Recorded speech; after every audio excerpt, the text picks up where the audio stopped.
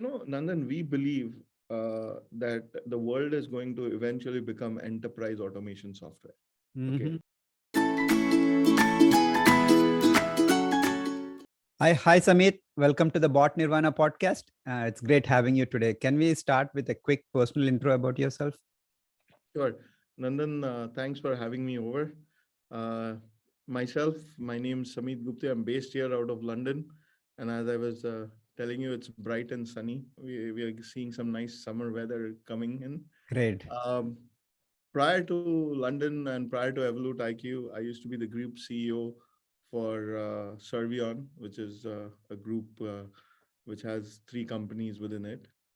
Prior to that, I used to run the financial services business as well as the European business for Virtusa.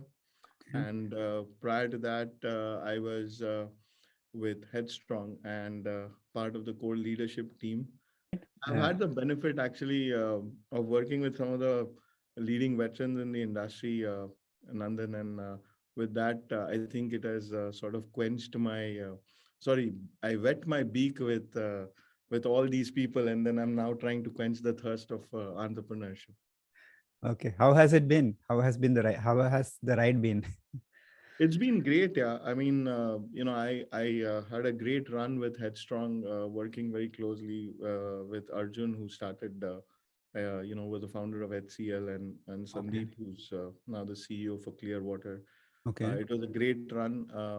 Been all over. I did a joint venture for them out of Germany, and then I eventually ended up in London.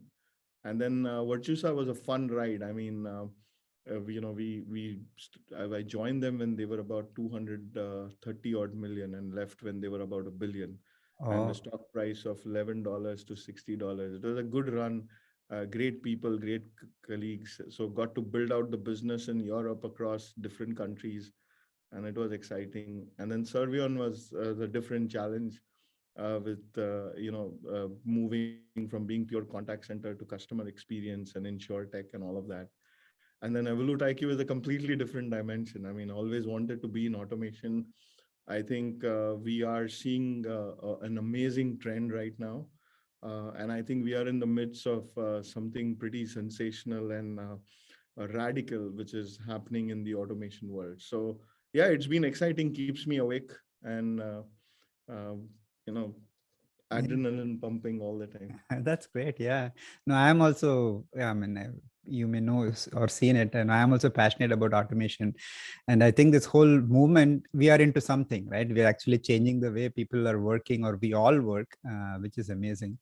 And I think that name reflects that, right? Evolute IQ. So how did that come about? So, we are all a bunch of mathematics. Uh, uh, what can I say? Enthusiasts. Connoisseurs, or yeah, we love mathematics. We love innovation. We are a bunch of engineers, and Okay. so when we were starting off Evolute IQ, we wanted something that would reflect, what we like, something that would define. The culmination or the transformation of what's happening in the industry, and something which would define what computer industry is all about and all of that. And so we settled on Evolute IQ, which is the culmination of the points and in mathematics, and we all sort of loved it. Okay. And the logo, right? That also is pretty interesting because a lot of people mistake it for the DNA, and it sort Mm. of works both ways. But, it's not actually a DNA. That's how the evolute of a circle looks like. But hey, we are fine with it. We are exciting. So that's how the name came about, actually.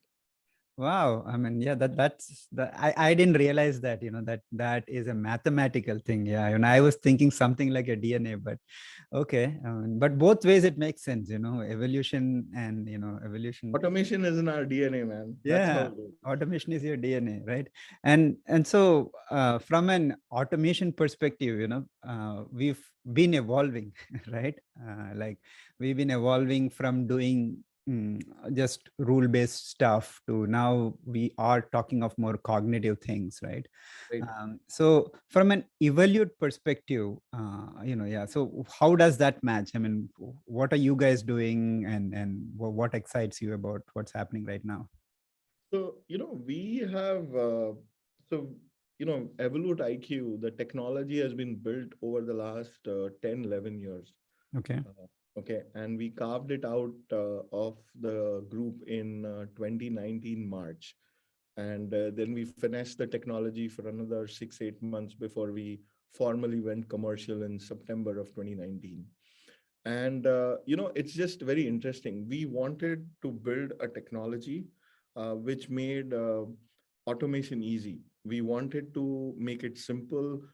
We wanted to make it available for people who are not data scientists or automation experts. We wanted simple people who understand the business, give them the ability to build something very complicated and sort of end to end, right? Right. And so when we were building all of this, the platform is built out. It's very comprehensive, and it's got everything, right? It's got an iBPMS. It has got AI, machine learning. It has got data flow, workflow, analytics, event flow, connectors. It's got all of these things already built in, and it's a low code, no code platform, right? And we did not know that it would be called hyper automation. I mean, we were selling this end to end automation. If you look at our logo, it says absolute automation, because we never really believed that RPA was going to solve automation. RPA was never automation, right? And we have it as a part of one of our modules. And so when we built this out and when we were going out in the market in 2019 and talking about end-to-end automation, unified platform, integrated automation, a lot of people, first of all, would say, hey, who the hell are you guys? And then the second thing was, no, no, no, no. Do you guys have RPA? And we were like, guys, a calculator is not a computer. It can be a part of a computer, but it's not a computer, right? Mhm. And so that's been the journey. We've built out this very comprehensive platform.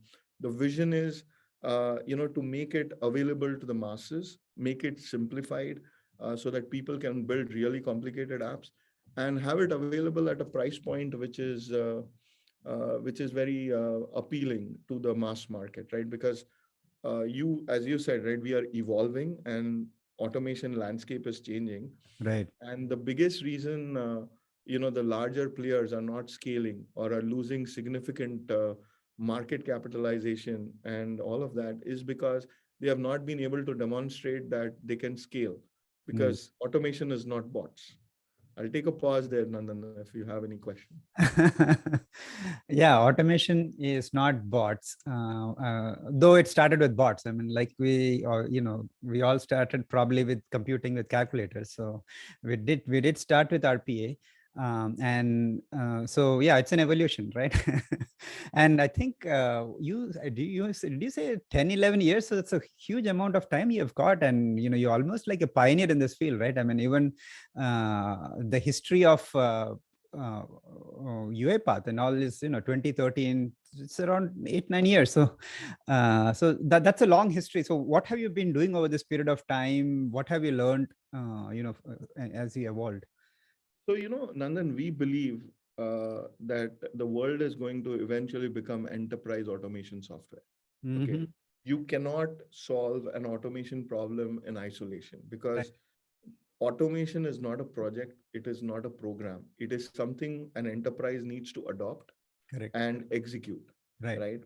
And it is a very core and an integral part of digital transformation, right? Mm. And if anything the pandemic has shown us is that we need to have technologies and we need to have the ability to build a business which is going to be long lasting and sustainable with all these different digital technologies that are available. As I said, when we started building this out and the team that built this out, the whole idea and the vision was that we want to make this integrated technology which makes building applications easy, which makes, which allows everything to be straight through processing and do it. It was never conceived as we are building this enablement platform for hyper automation or intelligent automation. That was not the concept. Was, hey, let's build something which is unified, which is integrated, which makes the world simple, which accelerates automation and all of that. And what we have seen is this is what we believe, and we have been saying this since we carved ourselves out and created EvoluteIQ. What is happening is the starting point, as you said, right? Somebody has started with being an RPA company. Somebody says they are a process mining company. Somebody says they are a data extraction or an IDP company. Someone is saying, they do process discovery. But no, each one of us are trying to solve an individual problem. But the North Star for everybody, and this has now been proved, is an integrated thing. And everybody is now marching towards it. Either it's going to be a consolidation or people are building it out. And I think we lucked out because we just felt that it was always going to be integrated. So today, what Gartner calls the 7, 8 components of hyperautomation, we already have them built out. Those are already in the product or the platform rather. They already are in production with customers, and we've been doing it, and that's been pretty phenomenal. The acceptance of what we have been trying to say in the marketplace is far more today than what it was 2 years ago. Yeah, and thanks to probably this whole evolution that has been happening, right? Parallelly, things have been happening in what you can say the RPA to the automation evolution, right? So I like what you're saying because you approached it from a business solution perspective and looking at things and seeing what can help a customer go digital, rather than from a tool perspective, right? Or a tool or a technology perspective. Like you said, people are focused on process discovery, then that's a tool. Okay, here is a process discovery, try and use it. And there are many customers using that approach, but I think that right approach is to look at it from business problem and looking at making things digital, right? I mean, and you said digital transformation. Unfortunately, it started meaning nothing because it means everything, and so it means nothing. But I think the new automation, as you said, whatever we are calling as automation, it's been something we've been doing for so long, right? Like we've been doing computerization, even first of all deciding, putting processes in place. Then we started computerization, which is that whole MIS wave. Then we started the the BPM and business process and modeling, business process automation. And so it's been an evolution. RPA is okay. Yeah, it's been exciting, for some people to show things can be done through the screen, but it's just been an evolution of a larger trend. And so the whole computerization is what is automation. And right now we are automating the computer itself, if so to say, from an RPA perspective. But you're right. And then so we are actually in that journey to actually making enterprises digital, and a lot of this digital is what we are calling as automation. So what's your take on that? This may be a bit controversial, but is automation a big part of digital? So, I approach it or we as EvoluteIQ, we approach it very simply, what we see in the customer place and what genuinely we are seeing across the board, right? Correct. And our belief systems are sort of, obviously we have a certain belief system. Yeah. And the thing about the industry we all are in is that, we change. I mean, the industry changes, the point of view changes, the technology changes, and you have to adapt to, how the sort of dynamic nature is, right? And to answer your question, the way we see automation is absolutely right. There is RPA which solves one part of the problem, right? There needs to be some kind of data extraction, right? And that solves one part of the problem. Definitely analytics is there, and you need to automate certain dashboards and all of that. Then you got to make some cognitive stuff with the AI and the ML piece of it. So everybody solves a different piece of the problem, and this is happening in different pockets of the enterprise. Because if you're looking at the finance team, right, dashboards, analytics, those kind of things are very, very important to them. If you are looking at a KYC kind of a process, then data extraction becomes a very key part of it. So automation was always happening in bits and bobs and pockets. There was a significant amount of money spent and continues to be spent on the integration of all these different technologies, because there's no point putting 50 bots and accelerating one task and then waiting for 3 days to move to the next phase, right? And that's where the whole digital change, transformation, adoption of automation, it all sort of comes together, because you can't have one part of the organization running at 700 miles an hour and 6 other parts of the organization running at 10 miles an hour, and eventually you're not going to achieve what you want, right? And so our belief has been that the customer needs to understand what transformation is, what automation is. There needs to be a buy-in from the top, right? It needs, and that's why I said automation is not a process. Sorry, it's not a program. It's not a project. Hmm. It's something the enterprise needs to commit to Hmm. and have a strategy to do. And that's when it becomes more successful because the business case works out for the enterprise. The cost savings work out. There's a proper strategy in terms of acquiring the right technology, implementing the right technology, getting the right skill sets, the buy-in from the people on the operations side, on the business side, on the tech side. And that's what we believe is actually what brings the whole digital transformation automation together. Hope that answers your question then. Yeah, that's very true. It's all about bringing, so you said, I think you said, change the mindset, right? It's a change of mindset of the organization, of the people involved, of the stakeholders. I totally agree, right? And it's much more than the tool, right? And so uh, from you, what you're seeing, what do you see, how do you change that mindset? Because that's the most toughest thing, right? It's yeah, I can offer tools and I can offer many things. What would be your recommendation in changing mindsets? We are approaching it process by process, right? Nobody, there's no point going and trying to boil the ocean. Hmm. One, nobody's going to do it. Secondly, to walk in and say, listen, I have got this amazing thing which is going to transform your world and change the way you think. Nobody's going to buy it. Two, nobody's going to believe you.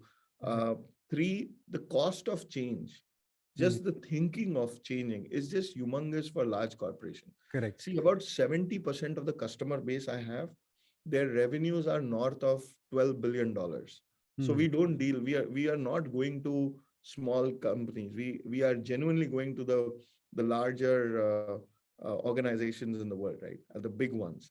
And even there, what we are starting with, Nandan, is something very small. So you have the whole order to cash process, right?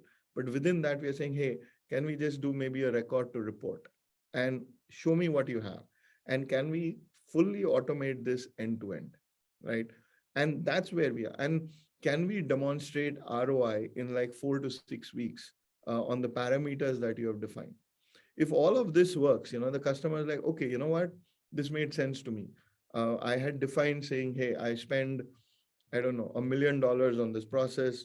The cost of this process has now come down by 30%, 40%. I used to take 10 days to do it. Now it has come down to 6 days. Whatever the business outcomes the customer defines for a small process, if it is demonstrable, quantified, and delivered in a finite period of time, we feel that the customer gets a lot more confidence that hey, this is bigger, right? This is end to end. This is uh, consolidated. This can work for me. Hmm. And from there, then on, it is just incremental, right? Right. Because if you see a small process work, then you're going to say, okay, let me just extend it. Okay, Hmm. then let me just extend it for the whole thing. Okay, now then let me do it across 10 countries. Let me do it across 50 countries or for 10 entities, 50 entities. And soon what you see is, a customer who is, doing a small process now is actually doing something gigantic. Hmm. And, we've seen that growth. That's typically how it has worked for us. Yeah. And that's the thing, to build a complex system, we need to start with a simple system, right? Absolutely. And many of us think that, yeah, let's try and build Amazon or Uber. That's what many digital transformation consultants say. But that's not how, it works. You got to start with a simple system and then slowly make it into a complex system.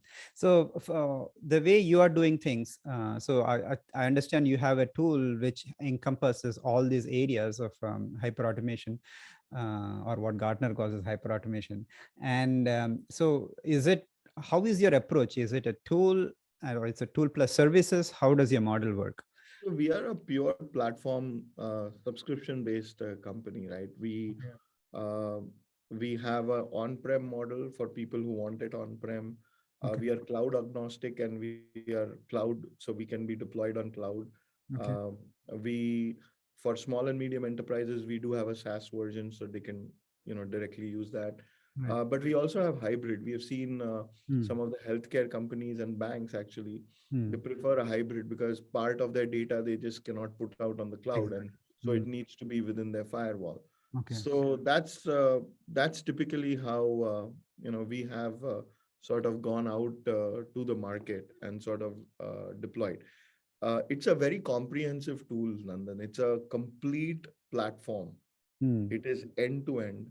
Okay. Yeah, as I said, it has got these 8 components that Gartner has qualified and quantified in their hyper automation technology platform piece. So we have got the iBPMS, we've got the workflow, event flow, data flow, as I said, the analytics piece. We've got close to about 300 connectors out of the box. We have AI, we have machine learning. All of this is already built into the platform, and the whole platform is obviously low code, no code. A lot of jargons, but the reality is, I do expect the world to become an enterprise automation software. I mean, if you look at all the players, including some of the big ones, right, who went public and everything, they all were saying we are an RPA company. And in the last 11, 12 months, they've all started talking that, hey, I'm an automation platform, I'm not an RPA. Yeah. Yeah. So because that is the North Star, we just are lucky that we have already built it out. We have customers who are using it, and we've had some great success in the last 2 years. Yeah, and for them it's been an evolution, but for EvoluteIQ, you've been evolving, seeing that organically. It looks like. So from your perspective, I wanted to ask about that whole boundary, right? So yeah, we are talking of system thinking, and a system is complex, and so we can't, you cannot pick out one part. It needs a whole. But then a system, and a system works, and a system as a whole works better than its components. So I think what you're doing makes a lot of sense because you've organically grown into what people need. But then a system also needs boundaries. So what's your boundary? That's one question. And second question is also, there is a school of thought that says that, you better be an RPA company and then have partners. So be good at one thing. Not just RPA, I'm saying be good at one thing and then have partners. So Yeah. how do you, so how about, what is Evolute's thinking on that? I'll try to answer both together. Okay. And if I've not answered it, just let me know and I'll elaborate more. So, as I said, right, when we approach a customer, or when our partners approach a customer, it never happens that the customer is saying, hey, thank God I was waiting for you. Now I'm going to throw everything that I've ever invested in and I'm going to just work with you. It never happens, right? Right. There is a lot of legacy systems. There are license contracts, there are commitments, there are multi-year investments, all those things. And so you have to be very realistic. What we have seen typically works is there are two very distinct school of thoughts. Okay.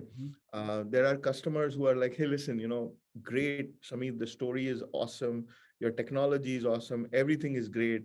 But, I believe in best of breed, and I'm going to just continue with the best of breed, and I'm going to buy 6 different components. And to those people, my thing is, sure, you can have an iPhone, or which is or you can continue to buy a separate camera, a music system, a telephone, a calculator. I mean, to each his own, right? I mean, Right. if you're fighting a school of thought, I would rather not do that. Mm-hmm. But there are many people who are like, okay, I understand what you have, but here's the reality of the situation. I've already invested, $1 million or $2 million with an RPA technology. I already have so many of these legacy systems. I already use this for AI and ML. And to those people, our positioning has been that, hey, here is the whole technology platform. Here is what you can, and it is pay as you go. You pay for what you buy, you pay for what you consume. So it's not like you have to buy the whole thing. But guess what? Once you buy a part of it, it's just incremental. You can just keep switching on or keep switching off as you need it. And what we have typically seen is, and we have worked for 2.5 years on our pricing. So one of the things that we are seeing in the marketplace is, do you really want to pay $5,000 or $10,000 for a bot? I think that's grossly overpriced. Okay. But people have paid that kind of money. The way we have structured our pricing is we have made it very simple, made it incremental, and we have priced the entire platform at a point where it makes much more ROI value than just buying a part of the technology. So it's very appealing to the customers to say, okay, I'm going to start with something small, and I just need maybe your RPA, or I just need your business rule, or I just need your workflow, or I just need your AI. And then as they like it, as they see success, it just becomes, a simple thing of, I'll give you a case in point, right? The boundary question, right? We have seen our partners go and give the customers two bids saying, hey, here's your best of breed, $6 million. Here's this with EvoluteIQ, which is, 30%, 40, or even sometimes 60% less expensive for you. And there are customers who have said, you know what, this is great, but thank you, I'll still spend $6 million. And there are customers who say, hey, you know what, I'll take this, but, I'm going to use it for this part, and this part. And that sort of, they define the boundaries of within, what works. So that's what we have seen evolve and sort of been our success story so far now. Does that answer your question? Yes, it does. It does. And an interesting perspective in terms of you spent 2.5 years on pricing. So can you delve a bit more deeper into what you learned and what's your current pricing model? That was not fully clear. Is it a consumption-based model? How do you? It is. Okay. It is. Our current pricing model is a very, very simplified consumption model. It's a subscription model. We do a minimum of 3 years with our customers, so they love it that way. And it is you pay for what you buy, you pay for what you consume. Otherwise, you don't pay, right? And we sort of looked at, because there are a lot of low code, no code platforms which do per app, per user, and then it just gets very convoluted, very complicated, and prohibitively expensive, because the whole idea is you buy automation technology to scale. You can't buy something and it becomes so prohibitively expensive that your business case starts breaking. And that's exactly what is happening with a lot of tech which is out there, especially in the automation space, right? Because the ROI, and which is why they are not able to scale. The customers are not able to scale those things. We experimented with a lot. It's not like we were born with the worldly wisdom. The reason I say 2.5 years is because we spent a lot of time with the analysts. We took a significant amount of feedback from customers. We spent a lot of time with their CFOs understanding why something works for them, why something doesn't work for them, how do they look at something which is CapEx, why do they look at OpEx? And eventually, after a lot of trial and error, and as I said, 2.5 years of really working hard, I think we hit a sweet spot about 2.5, 3 quarters ago. And since then, it's pretty evident when we walk and talk to the customer. So I think what you're saying is it's a consumption-based model, right? So one critique of the consumption-based model is that as you scale, it starts becoming more costlier, just like cloud things, right? So how are you addressing that? So, I'm going to give you a very vague answer intentionally, because that's my secret sauce in terms of breaking the barrier of that model. But we have found a way where customers love it, right? So the consumption model, you're absolutely right, works very well when you go from 0 to a certain point. And then beyond a certain point, if you continue on a similar thing, it just becomes prohibitively expensive. I think we have found a nice way to sort of marry that model and a variation of it, where the customer doesn't feel the pinch, but the customer also respects the fact that they are scaling. And so they do need to give a part of it to us or something of that sort. So, we have been able to crack that, and the customers can choose what they want at that point in time in terms of scaling. And then that's how it works. And it's very lucrative for our partners as well, because, at the end of the day, they are the ones who are also working very closely with the customers. Oh, okay. So it's a relationship with the partner as well. But I would love to know the secret sauce at some point. I know you don't want to reveal it here, but so it's not that big a deal. I'm just making this out of it for the impact and the curiosity, so to speak. But No, I think what we have done is we've listened to a lot of customers. We have understood what actually happens, what will work for them, and taken sort of the data and looked at, what is the real problem when it starts scaling, and how can we give them back rebates and money, and can it be a fixed structure for a certain group or certain processes and all of that. So it's not rocket science, but at the same time, I don't have the baggage and the legacy of having sold an RPA for $10,000 per bot. And so I'm not restricted. I'm coming with the whole platform in one go anyways. Yeah, and I like that because I think one of the baggage with the other companies is this whole licensing model. It's a baggage from the past, right? Because they're trying to sell so many bots, and then that becomes a restriction. So I think that's amazing. So Evolute IQ, it's been evolving, right? So what's your next stage of evolution?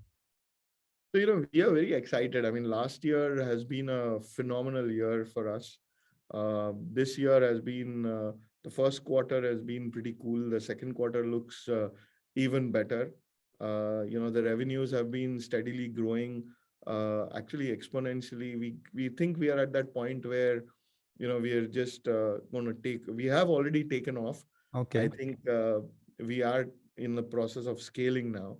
good. Uh, we have seen a lot of so we have had no customer churn. That's one of our proud things that we say. We have not lost a customer ever since we started, and we have a significant set of customers. These are large enterprises, global healthcare companies, large insurance companies, tier one bank, utility companies. So it's been a good run so far. We are hoping to continue and sort of scale and build on it. We have a few more phenomenal releases coming up with some. So IoT and blockchain will also get integrated. So we actually believe that the whole enterprise suite will keep evolving. The hyperautomation. There is the next stage of composable automation, which is coming, and we are already on that path in terms of what will come as our next release. And yeah, I mean, the customer growth has been phenomenal. Revenue growth has been great. The R&D center just moved into a new office in Bangalore. Um, I, I I don't know. I think the biggest achievement, which one of our investors pointed out to me, was our average customer revenue is pretty high as compared to the industry, and that's because the adoption has been pretty phenomenal with the existing customers. Okay, that's very exciting, and I'm so excited for you. That's amazing, right? So if people want to join in this fun, right, in this fun ride with you, how can they get started with Evolute IQ? So, we are, what we did, Nandan, was we focused extensively in the last 3 years to build a strong customer base. Let's have an environment where people have tried it, tested it, believe in it. And now that we have that, Nandan, we are now expanding the community, and you would see a lot of freemium kind of things come out over the next few quarters, where we will sort of build out a larger community and get people to download and start working on the product. We do a lot of enterprise sale. Our market is enterprise; it's not consumer. So it's a little different from that perspective. But yeah, we are putting the whole community piece together uh, and doing it. So, but people can, ask for a demo, download. We have eval license. They can get started immediately once, they've reached out and sort of downloaded the stuff and done stuff. Great. So Sameet, wonderful chat. Thank you. So if people, before we go, if people want to connect with you, what's the best place to connect with you? So, whoever is in London, I'm sitting out of our Devonshire Square office and Canary Wharf office. They're most welcome. I'll be very happy to host them and show them what we have. Otherwise, we do have the email connect and a chat bot on our website. But you can reach me on my email as well. First name at evoluteiq.com. Very happy to do that. But yeah, so that's how they can get in touch with me anytime. Sameet, Sameet at EvoluteIQ.com. That's right. Excellent. And you are in London, talking to people. I see there's a lot of thought leaders out of London. So yeah, you're at an amazing place. But yeah, I mean, people encourage people throughout the world to reach out to you, Sameet. Thank you so much again. It's been a great, it's been a pleasure having you. Thank you.